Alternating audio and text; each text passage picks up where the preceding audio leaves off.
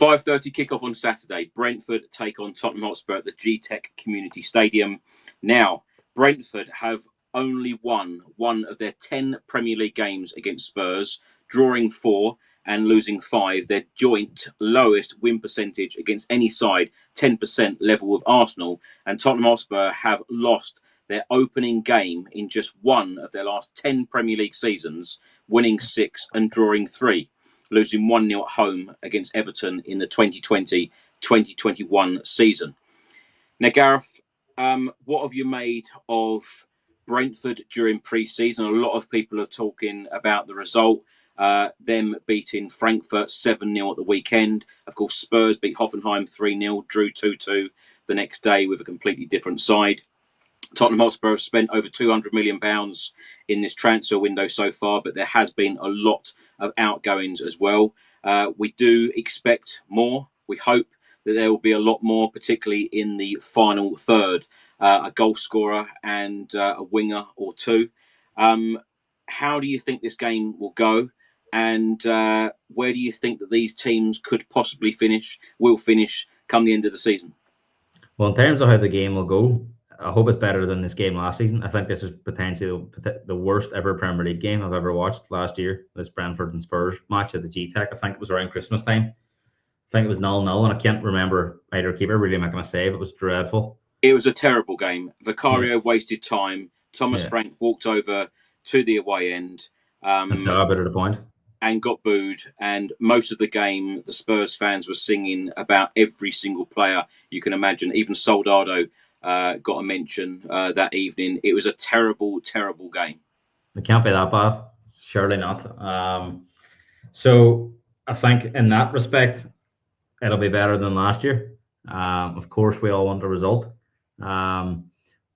Looking at Brentford, I'll speak about Brentford first, Chris, because I know we'll come on to speak about Spurs in depth. Looking at they haven't really changed a lot since last year, so kind of know what they expect. They're going to be solid. They're going to play in the counter attack. They're going to try and exploit set pieces, especially with Kabore in that long throw. But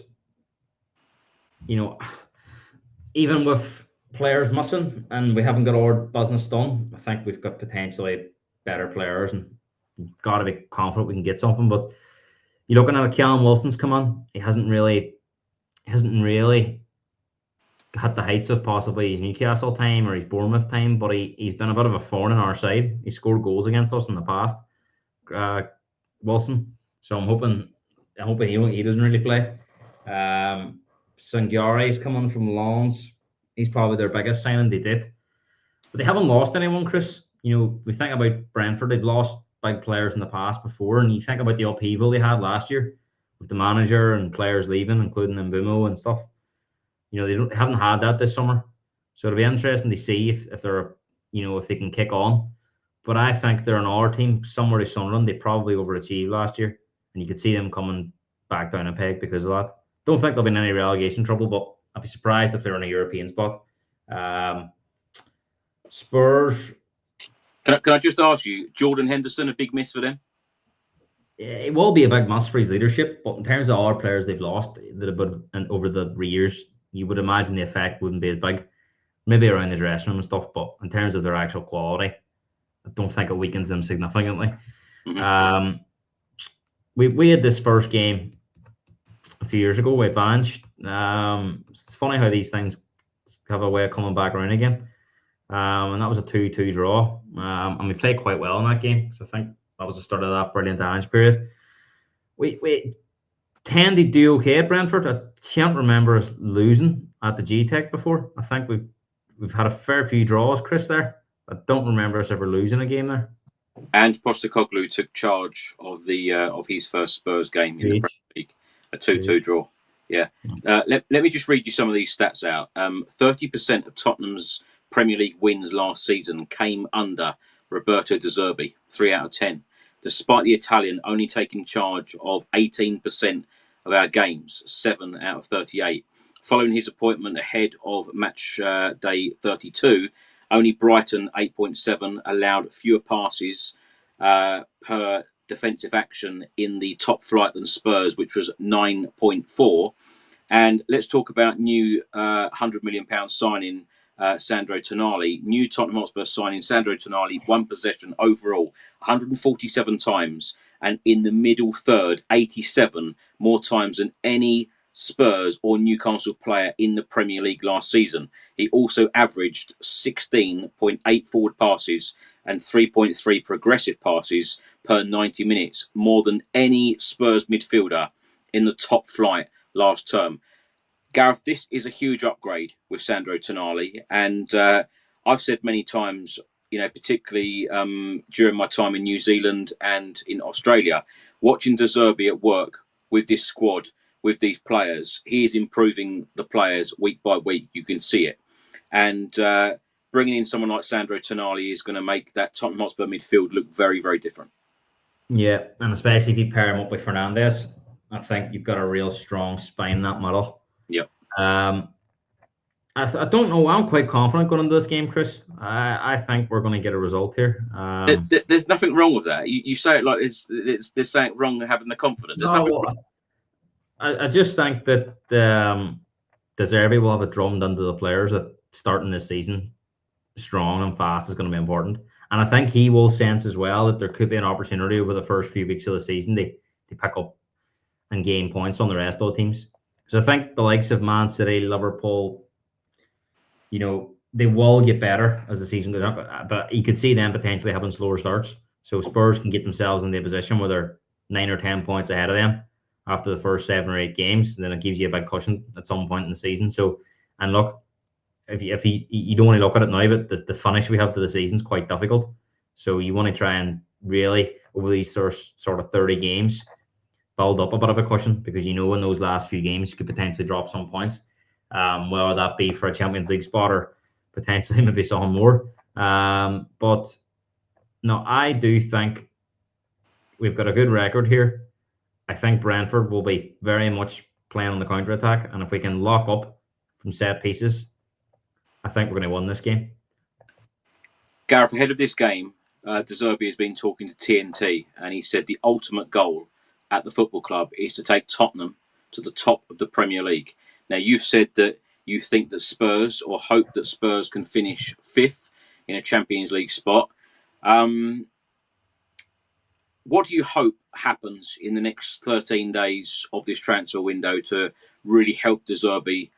Because we all know, you can all see, you don't need to be a Tottenham fan either to see how Roberto De Zerbi wants to play, his vision. Tottenham, it's been a very, very different transfer window so far, but these forward players, for me, are absolutely key for us finishing in a European spot. And, let's be frank and honest about it. It's where Spurs do belong. We do not belong 17th like we have been for the last 2 seasons. It has been very tough for us Spurs fans, these last 2 years in the Premier League. Well, that's it. You think about how many weekends over the last 2 seasons have we celebrated victories. They've been few and far between. It's been miserable weekends. It's been hello and welcome to the Spurs. It's another defeat, and that's been the way it's been for 2 years. And you just can't imagine that was the case, under Pochettino. And then you think about the good period we had under Ange and winning that trophy in Bilbao. You didn't think the following year was going to be, losing most weeks. And De Zerbi really pulled us out of the gutter. And the club are very fortunate that De Zerbi was able to do that, because I think for a lot of the fans had lost hope. I don't think many fans thought that we were going to stay up in the end. So we've got to make use of this, you could call it fortune, that we've, I watched West Ham last week against Burnley, and it was, it actually made me shiver to my core that it could have been us. That's how close we were to playing Burnley last week. Very close. And, looking at this championship, the way it started with the League Cup in the round 1 of the started 2 weeks ago. We've been very, very fortunate that we haven't dropped down. And we can't ever be in that situation again. And I think there's been a realization at the club this year that they want to do better. But as you said, Chris, these attackers have got to come on and they've got to hit the ground running. And the one area, if somebody says to me, can Tottenham go and win the league this year?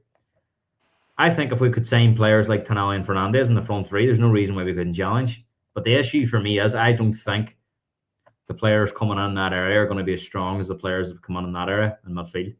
I think when Tonali and Fernandes come in, everybody kind of sat up around the league and was all, for weeks people kept saying to me, our fans, oh, Spurs could be dangerous this year.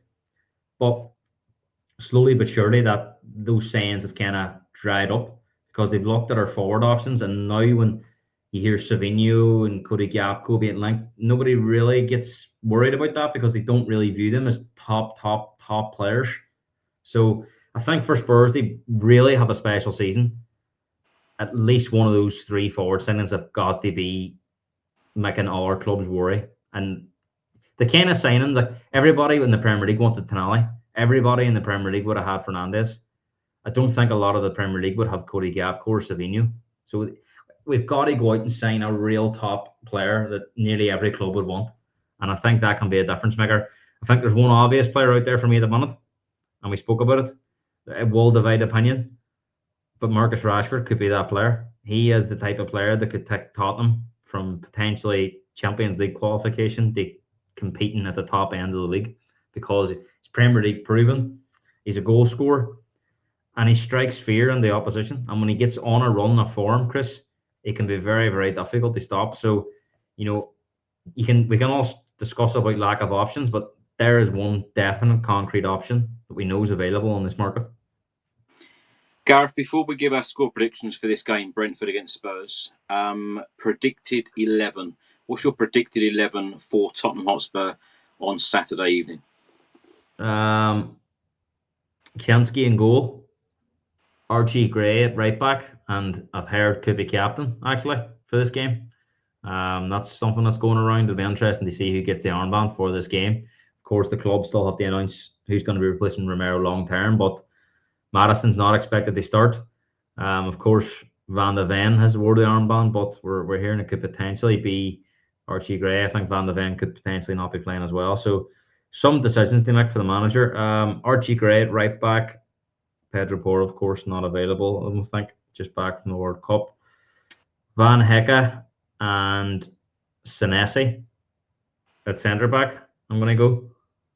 I know Senesi was away with Argentina, but he didn't really play in the World Cup, so I'm thinking that he'll play.